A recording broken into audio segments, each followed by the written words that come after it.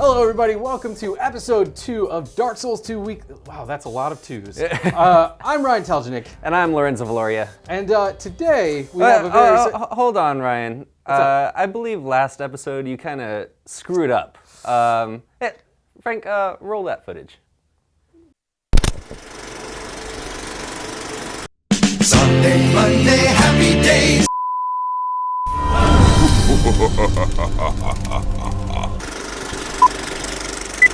If you remember, Dark Souls kicked you off in this tutorial.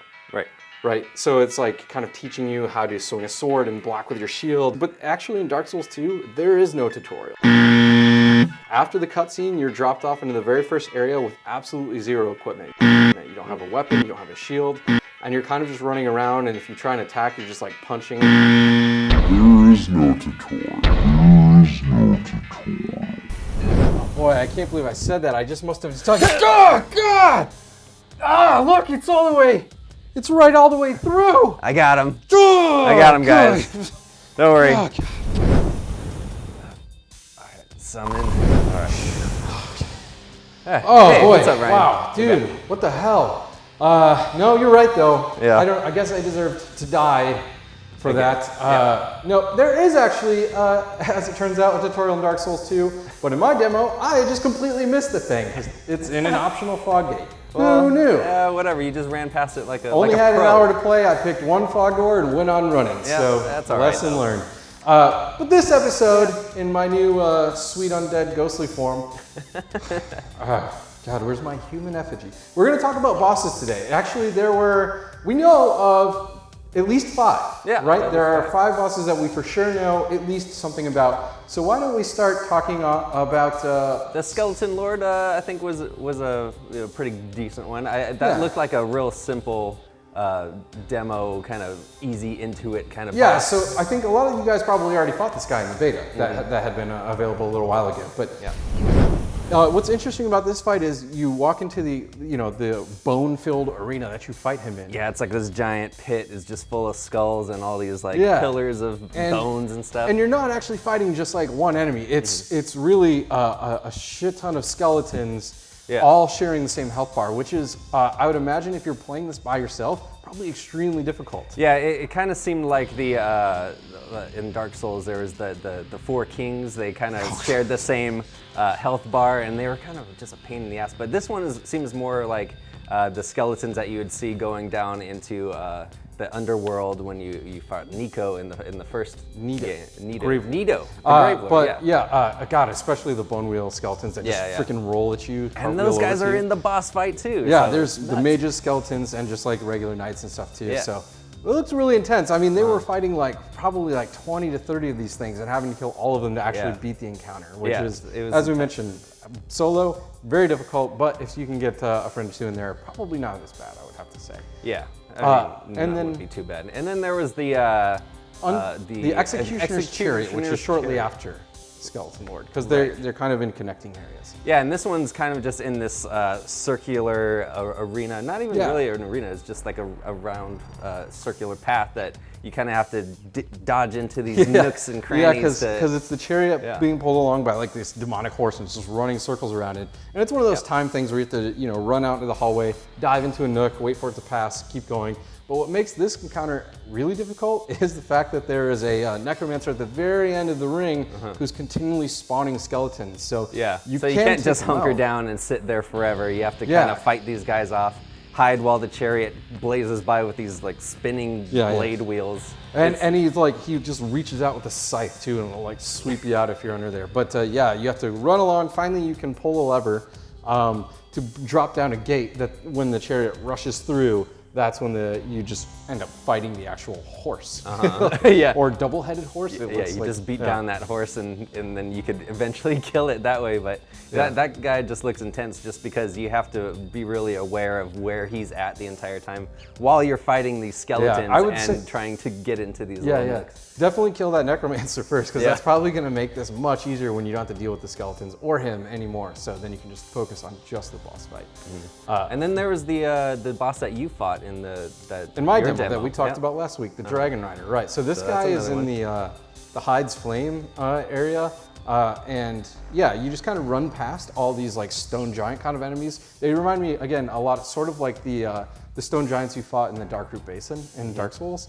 And when you get to him, you go through the fog gate, and he's just this big giant dude with like a halberd, and he's just swinging that thing around. Now, as I mentioned last week, circle strafing totally works on this guy. It took me a couple tries to, because some of his attacks are like large sweeping attacks, but again, as long as you're like right behind him the entire time, usually those are pretty easily avoidable. Yeah, so the basic tactics will work with this guy. And he was one of the first bosses that you'd fight. Like Yeah. the first boss, basically. Well, I think, now somebody had mentioned in the comments last week, and again, I only had an hour-long demo. I kind of had to pick one direction and run, so I missed a lot of this stuff that I just didn't see, right? But it was mentioned that he is just kind of one of the optional bosses, so it's probably entirely possible to miss him. But he was a really fun fight, and I would definitely recommend taking him on. I mean, anyone who's going to play this game is going to want to fight every single boss that they can find.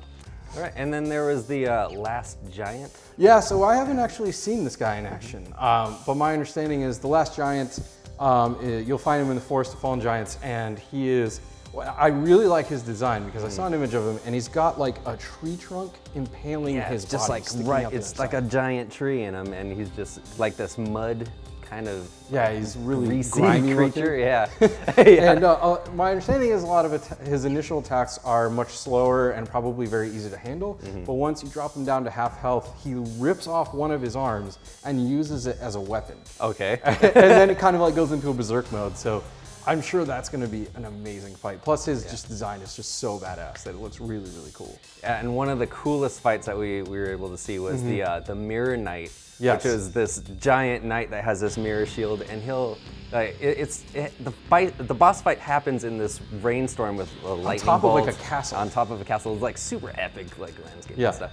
And he catches lightning bolts in his sword and swings it around, and he'll also spawn other players, like invading players to come kill you. Now, in Demon Souls, the old monk fight did the same thing, where you were kind of running up into a cathedral, and the old monk would summon a player right at the start, and that was kind of the boss battle. I think you have to actually fight the boss first for a little bit, and then he summons the player. It's been a while since I played Demon Yeah, and you Souls. kind of fought them individually. You didn't have Yeah, to but fight them never together. Yeah. But in the Mirror Knight, when he summons a player, and you can tell he's doing it because he slams his shield down to the ground, that's when you know he's summoning a player, and you can use that time to put up a ton of damage on him. And then you have to fight an enemy player and the Mirror Knight at the same time, which is just like a freaking nightmare because that guy kind of looks tough enough on his own. And if Especially with the lightning bolt sword, it's just insane. well, because when he summons that down, it's not just like a straight-on slam to the ground attack. It's a sweeping thing. And I wonder if some of these attack designs are meant to, kind of prevent people from abusing the old circle strafe because circle strafe. That's a tough word to say sometimes. Yeah. So you'd have to use more of like the dodging backwards and like dodging in between his legs or whatever. I remember I used to do that. And I really hope that a lot more of the bosses employ these kind of more creative designs. But all the ones that we've seen so far looked like really unique and interesting. Yeah, they're all totally different. And one really cool thing about the Mirror Knight, and I read this, I haven't tested it myself, I don't know if it's true, but supposedly when you're approaching the fog gate, which he's behind, you're kind of in a giant cathedral type looking room, and there's a bunch of candles in there. I guess one of the producers said that every time the Mirror Knight kills a player, in your game, if you're playing online, another candle will light. And so that's awesome. all the candles will be like, kind of lit up in there depending on how many people died, So you could walk by this set of candles and just be despair, like Yeah, just I'd be feel it all coming down. And I love the contrast too, that it's like brightness brightness is being used to convey like how many people are failing. So it's just a really cool thing. That's But awesome. yeah, all those sites look really, really great. And as I said, I'm sure there are many, many, many more to come. And hopefully they're as creative. Yeah, and they're probably going to be tough as hell. But that's what we want. Yeah. That's what you guys probably want. I would have to imagine. But So for this week, we have our question of the week, which Yeah. is, what was your favorite boss in Dark Souls? I wouldn't necessarily say favorite, maybe most memorable. Yeah. Let's go with that, because they're all kind of a pain in the ass. So I can tell you right now, mine, I think one of the coolest moments I had was walking in to fight Sith, the Great Grey Wolf. Like, just seeing him hop out from behind that giant tombstone and grab that sword in his mouth and then whirl that thing around. Yeah. Dude, that was such a cool fight. And I fought him at a moment where I was a little under-leveled for that spot. And I tried probably, I don't know, legitimately about 20 times to beat him. And then on the last one, it was just like this long, like 30-minute drawn-out fight because I I had really shitty equipment and stats at that point. Yeah. It was really cool. I'm gonna say Orstein and Smog, because those Smo.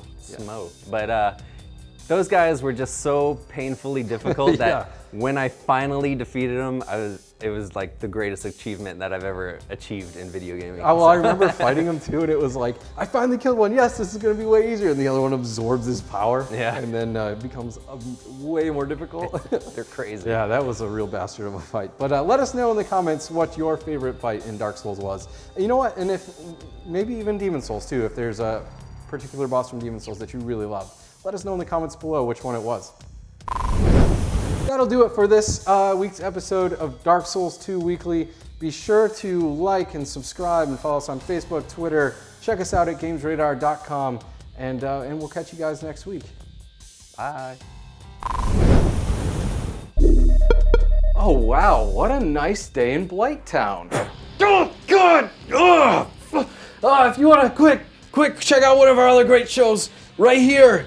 Or there's another really awesome show right here. Click it quick. Where's my mouse?